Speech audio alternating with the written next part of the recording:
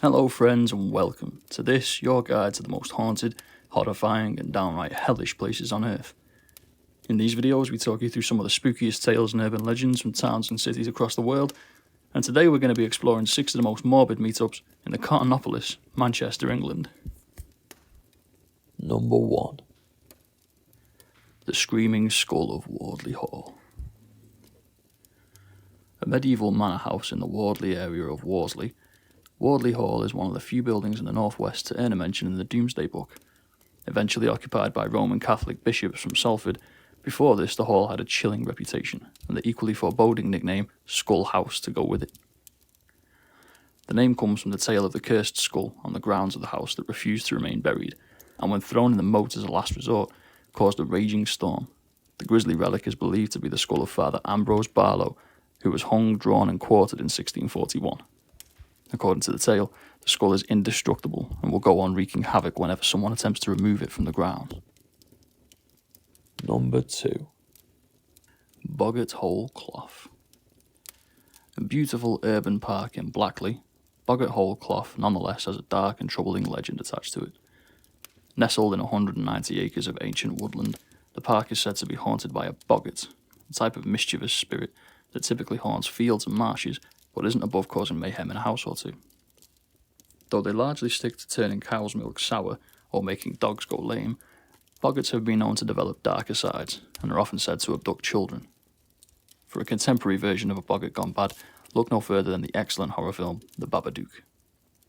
It's said that in times gone by, Boggart Hole Clough's resident spirit was so active that a farmer and his family were driven from their home, only to return later when they found the mischievous monster had simply followed them to their new residence.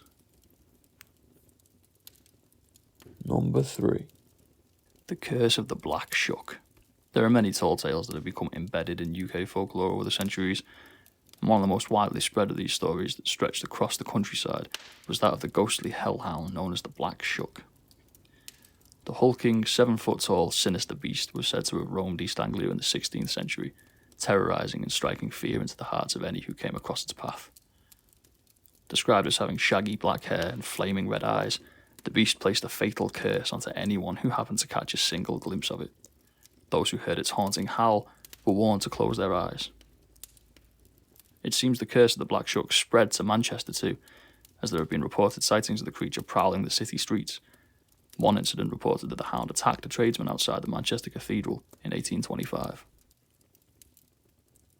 Number 4. Wardlebrook Avenue. Being a resident on Wardlebrook Avenue in Manchester cannot be an easy task.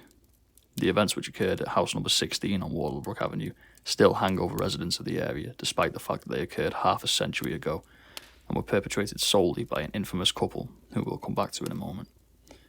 The acts of one evil duo have made it almost impossible for residents of Wardlebrook Avenue to speak to somebody without the other party desperately reminding themselves, "Don't mention the murders." As if the stigma wasn't enough, residents of Wardlebrook Avenue also claim to have put up with never-ending paranormal activity, all thanks to their former neighbours.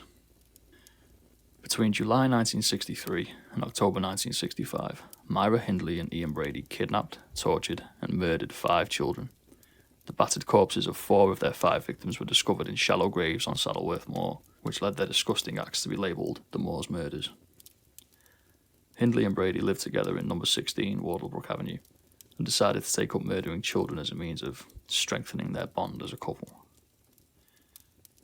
When the two were finally captured by police, Hindley's brother-in-law informed authorities after witnessing one of their murders. They were taken to court and sentenced to life imprisonment. It was during their early days behind bars that the residents on either side of 16 Wardlebrook Avenue began reporting deafening cries coming from the home late at night, cries that sounded as if they were coming from a number of tormented children. Though the home was bulldozed some time ago, residents of Wardlebrook Avenue still swear the sound of crying children is a regular occurrence, and it's unlikely that paranormal activity will cease anytime soon. Number 5. Ordsall Hall. As with all haunted English cities, Manchester of course has its own White Lady spirit, and this one resides in the stunning former stately home in Salford, Ordsall Hall. It was once the home of the Radcliffe family, who came into possession of the hall in around 1335. It was even the setting of the 1842 novel Guy Fawkes, written by William Harrison Ainsworth, which suggested the gunpowder plot of 1605 was planned in the house. However, like many older buildings, it has a reputation for hauntings, and is also considered one of the most haunted houses in Manchester. Several spooky tales surround the old Tudor manor, including a particular ghostly spectre that has been named the White Lady. She is said to appear in the Great Hall or the Star Chamber, which are the oldest parts in the building. It's believed that the ghost could be a former maid of honour to Queen Elizabeth I, a jilted bride, or the spirit of Margaret Radcliffe herself, who apparently died in 1599 of a broken heart. Brave guests can spend a night at the hall, or even watch the live ghost cams on the website. Number 6. Manchester Cathedral. Manchester Cathedral is one of those buildings which you can appreciate regardless of your religious beliefs. Believers will obviously delight in being able to worship their Lord in surroundings which seem fitting for the Almighty, while those who are not so religious will at least enjoy the impressive architecture and breathtaking scenery inside the church. Because of the sheer beauty of Manchester Cathedral, it's easy to forget that the house of worship was very nearly destroyed during the Second World War. It may also be easy to forget that Manchester Cathedral has a long history of paranormal occurrences. There are a great many ghost stories associated with Manchester Cathedral, the most famous of which focuses on an unnamed man and his sister, Fanny.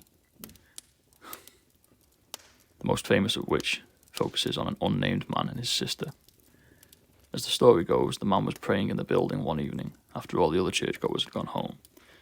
Mid-prayer, he was shocked to see his sister standing in the eaves of the cathedral, as he believed that she was many miles away. Assuming his sister had come to Manchester to surprise him, the man rose to his feet and called out to her, only to see her vanish before his eyes. The following morning, he was informed that his sister had passed away the previous evening. And that about wraps it up for this look at 6 of the most haunted places in Manchester, England. If you learned something new today, I don't mean from our video, I mean just in life, why don't you give us a like? And if you learned absolutely nothing, in fact you forgot something, why not give us a dislike? Probably our fault. Let us know in the comments what you thought of the video, any ghost stories or urban legends you have in your area, or where you'd like us to cover next. Subscribe for more spooky content in the future. Follow us on Twitter @SpatulaTwisted for updates and to get in touch. And as always, stay safe out there.